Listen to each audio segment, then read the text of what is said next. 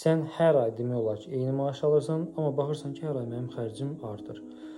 Keçən ayla mən keçən ay tutaq ki, bütün maaşımı xərcləmişəm, ondan əvvəlki ay 50 manat çox xərcləmişəm maaşımdan və belə-belə, yəni vəziyyət yaxşı deyil. Bu artıq sənin həyatın üçün bir dənə böyük bir siqnaldır. Sən nə etməlisən?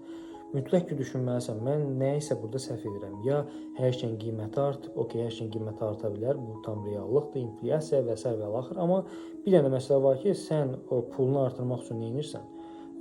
Yəni freelance işləri ola bilər, investisiya ola bilər, səhəm kriptovalyuta ola bilər, nəsə ola bilər, brokeri ola bilər.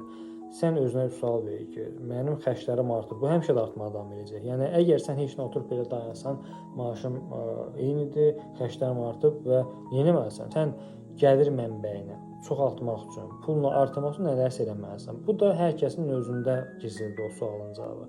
Sən nəyə yaxşı bacarırsan, sən nədə daha yaxşısan, hardan pul qazana bilərsən, o hər kəsin öz cibindədir o sualın cavabı. Kimsə bəzən mənə yazırlar ki, necə pul qazanım? Necə pul qazanmağı mən sənin yollarını deyə bilərəm, amma sən oradan pul qazana bilərsənmi? O sual işarəti. Çünki sən öz bacardığın bir şey tapmalısan. Ən yaxşı nədəsən, ən yaxşı nəyə bacarırsan?